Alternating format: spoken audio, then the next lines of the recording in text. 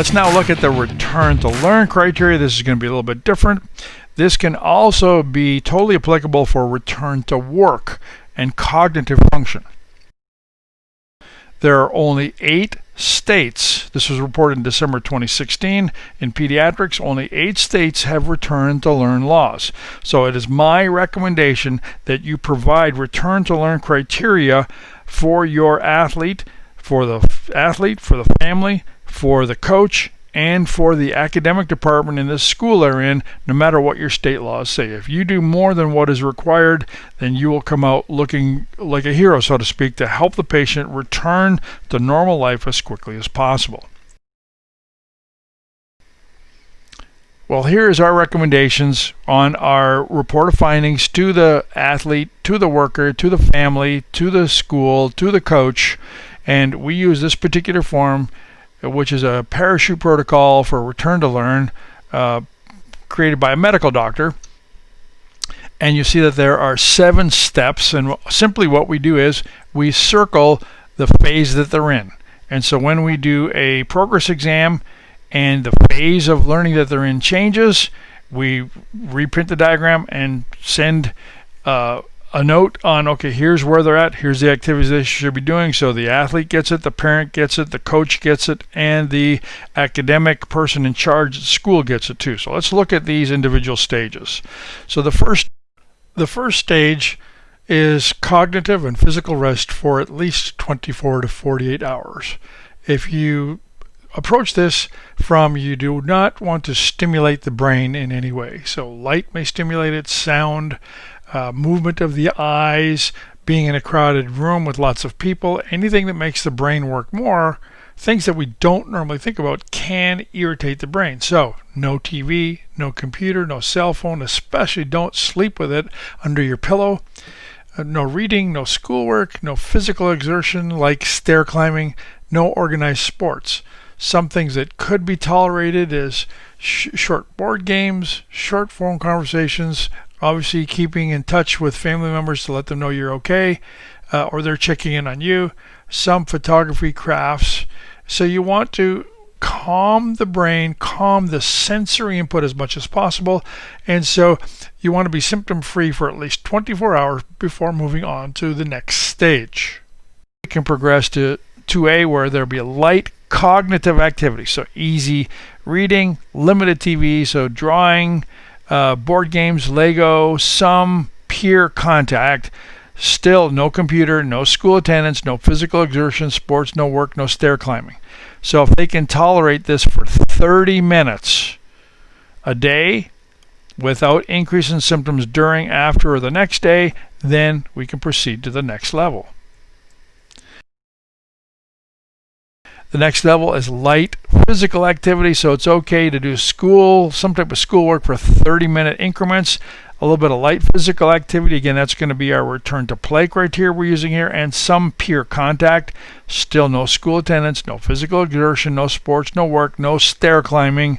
So can they tolerate up to 1 hour of cognitive activity in 2 to 3 chunks? So can they do an hour of cognitive activity, then rest, relax, do much of nothing for a couple hours, then do 1 hour of cognitive activity, then rest, relax for a couple hours, and then do a third hour? So can they do that 1 hour at least 2 to 3 times in a day without problems during, after, or the next day?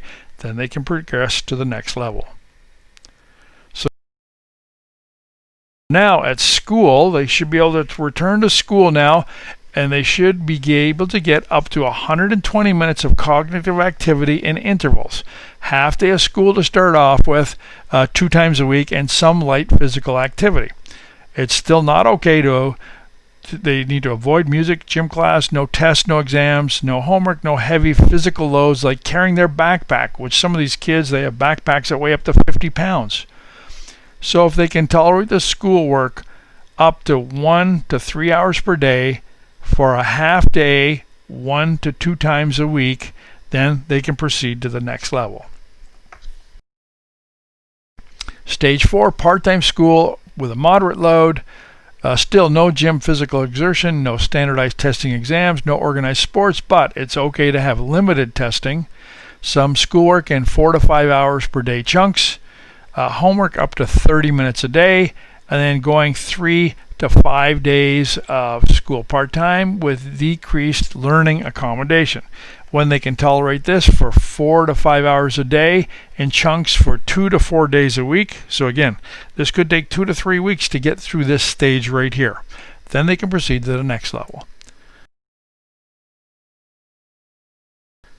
Stage 5, nearly normal workload, still no gym, physical exertion, no standardized tests or exams, no organized sports, but okay to have nearly normal cognitive activities. Now, when they get to this point, this is a crucial point because not just kids but adults, they want to charge ahead and they think they can go back to full time, and it's like, okay, you're really going to have to watch them here because you may have to throttle them back a little bit because they're going to want to do more, they'll expect to do more, and it's easy to overdo it at stage 4 and stage 5. So homework now up to 60 minutes a day, minimum learning accommodation, and routine schoolwork as they can tolerate it. So tolerate full-time academic load without worsening of symptoms. Then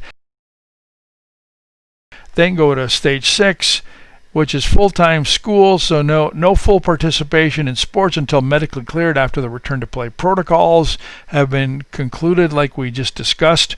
But it's okay if they have normal cognitive activities, return to schoolwork, full curriculum load, no learning accommodation, and they can begin the return to play protocol. So you see, between these two, it can go in stages. They may return to learn faster than they can return to play. So the post-concussion return to play, return to learn is a progression, 2 different progressions.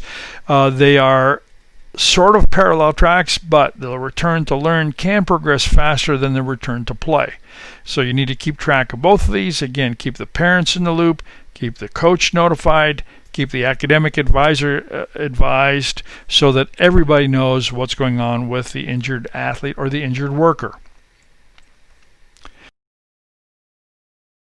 Interestingly, there's only one article I've been able to find on returning to drive, and what they found, this was in the Journal of Pediatrics in 2017, is that headaches and photophobia delayed the return to drive, and a computerized neurocognitive testing showed that they slowed down and had problems with accuracy on this neurocognitive test. So the reaction time measures may facilitate a physician's objective decision making, so making return to drive determination for recovering from a sports-related concussion should be a component of your assessment. So now here's the thing that can happen is that, okay, number one, if they have photophobia, if they're driving in the bright sun, that will bother them. Even if they're wearing sunglasses, they may not be able to tolerate. They might have reflection off the roof of their car that will bother them, or reflection off of the other cars or the surface of the road.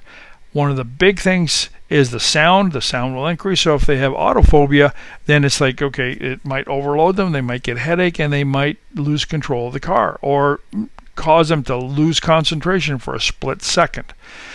Equally, the movement of the other cars, even if they're just a passenger, the movement of the other cars, your eyes will fast track without you even moving your head. Watching this movement go by can increase symptoms. So even we've had patients just driving into the clinic for treatment as a passenger, headaches will increase, dizziness, nausea, vertigo increases just because of the movement of the cars or the brightness of the light or the sounds of travel getting there. So returning to drive is an important part because not only will you put the injured patient at risk, but the public that is around them at risk also.